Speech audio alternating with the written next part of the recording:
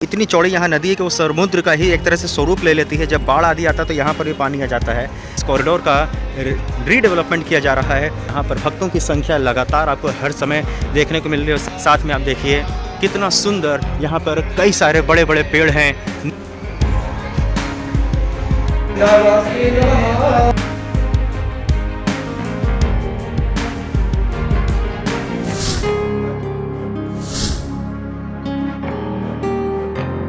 नमस्कार मित्रों, मैं इस समय आ चुका हूँ प्रयागराज के एक और ऐतिहासिक व धार्मिक स्थल पे, जहाँ पर इस समय दर्शन करना बहुत ही महत्वपूर्ण माना गया है और इससे बहुत ही चमत्कारी लाभ होते हैं। तो इन सभी स्पेशल जानकारी के लिए, एक्सक्लूसिव जानकारी के लिए कहें तो वीडियो को अंत तक देखिएगा। और प्रयागराज संगम पर यदि आ रहे हैं नहाने महाकुंभ पर आप, तो आपके लिए ये एक बहुत ही महत्वपूर्ण वीडियो और जानकारी हो सकती है। तो चलिए वीडियो को आरंभ करते हैं और आपको सभी जानकारी देते हैं। हर हर महादेव। तो जैसा कि देख रहे हैं हम अभी इस समय है मरीन ड्राइव पे। मरीन ड्राइव अर्थात इसको मरीन ड्राइव ही कहा जाता है प्रयागराज का, यूपी में, क्योंकि ये बहुत ही लंबा, बहुत ही सुंदर और नदी किनारे कहें तो इतनी चौड़ी यहाँ नदी है कि वो समुद्र का ही एक तरह से स्वरूप ले लेती है। जब बाढ़ आदि आता है तो यहाँ पर भी पानी आ जाता है, तो इसलिए इसको मरीन ड्राइव भी कहा जाता है। और ये नाग वासुकी मंदिर के और आगे से स्टार्ट होती है और ये पूरा संगम तक जाती है। यह रोड, ये रोड देख रहे हैं तो आप, इंटरलॉकिंग का रोड है।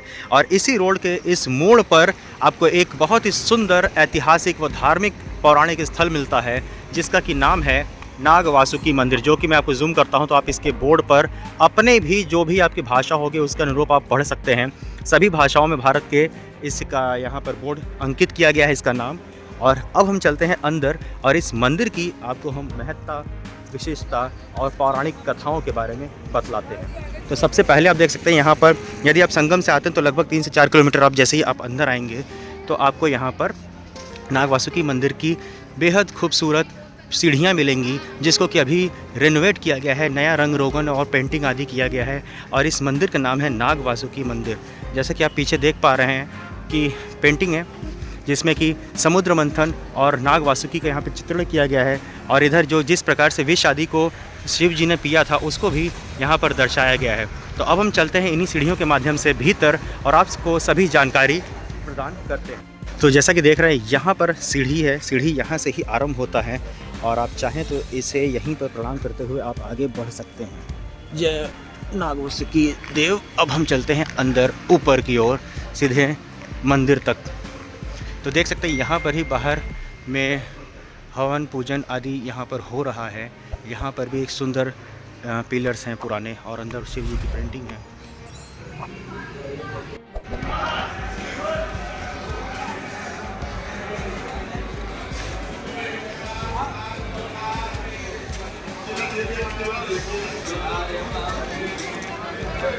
तो आप देख सकते हैं यहाँ पर कितने गुंजायमान यहाँ पर आपको वेदों की ऋचाओं को सुनने को मिल रहा है। यहाँ पर वेद मंत्रों का अनुष्ठान हो रहा है और सभी कुछ आपको यहाँ पर देखने को मिलता है। काफ़ी सारे संख्या में यहाँ पर आपको पूजा पाठ आदि होते हुए दिख रहे हैं।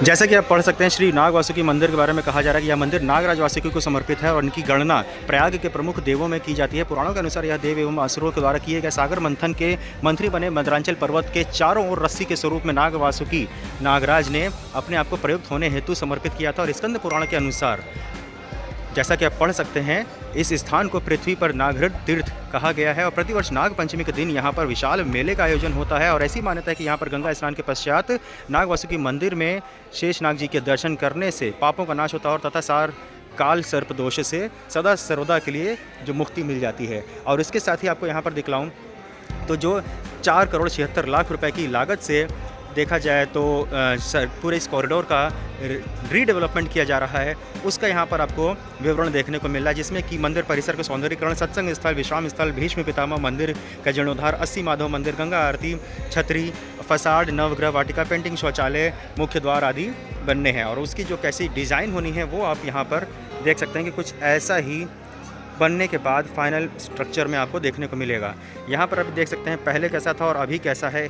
ये थोड़ा जो कार्य हो चुके हैं उसका भी आपको यहाँ पर अवलोकन करने का अवसर मिलता है।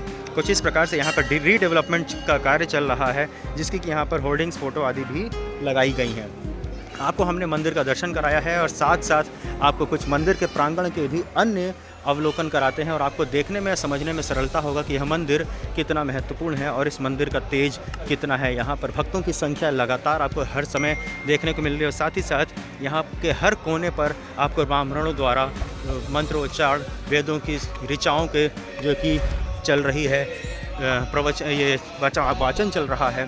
साथ में आप देखिए कितना सुंदर यहाँ पर कई सारे बड़े बड़े पेड़ हैं, नीम के, पीपल के, बरगद के आदि के। यहाँ पर आपको पुराने प्राचीन पेड़ भी देखने को मिल रहे हैं। मंदिर मुख्य अगर कहें तो वो ये है, शिखर के आप दर्शन करें और कहें हर हर महादेव, और नागवासुकी जो प्रयाग के प्रमुख देव हैं उनको आप प्रणाम कर सकते हैं यहीं से।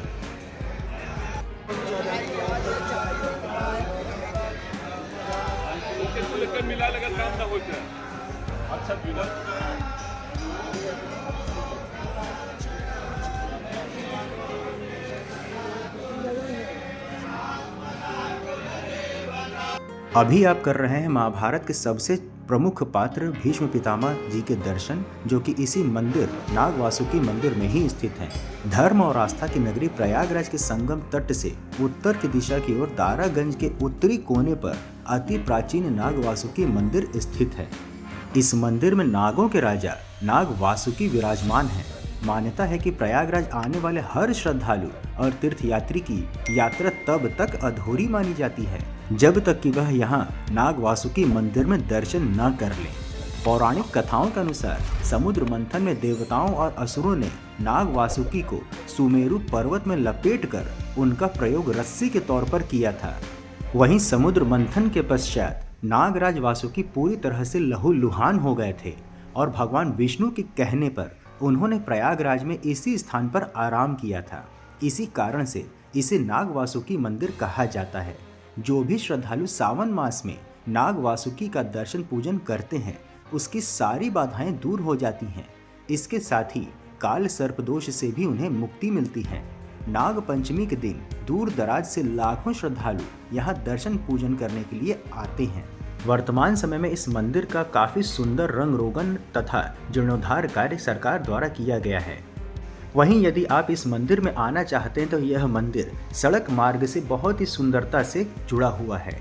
यहाँ पहुँचने के लिए आपको इसी इंटरलॉकिंग सड़क का प्रयोग करना पड़ेगा, जो कि संगम क्षेत्र से लगभग 3 किलोमीटर की दूरी पर है। और इस समय यहाँ पर पूरे के पूरे संगम क्षेत्र में लगभग 30 पीपा पुल भी बना दिए गए हैं, जिससे कि आप पूरे संगम क्षेत्र में किसी भी ओर आने जाने में आपको सरलता होगी। हम आप तक इसी प्रकार से महाकुंभ से जुड़े हुए तैयारियों तथा प्रयागराज के सभी प्रमुख तीर्थों की जानकारी पहुंचा रहे हैं, ताकि जब भी आप यहां पर आएँ प्रयागराज में तो आप इन सभी स्थानों पर दर्शन पूजन करें, पहुंच सकें और आपको वहां की सभी जानकारी सुविधापूर्वक उपलब्ध रहे, सही जानकारी। तो इस प्रकार की और जानकारी पाने के लिए चैनल पर सब्सक्राइब करिएगा नए होंगे तो, और वीडियो को पसंद आई होगी तो लाइक, कमेंट, शेयर करिएगा। तब तक के लिए हर हर महादेव।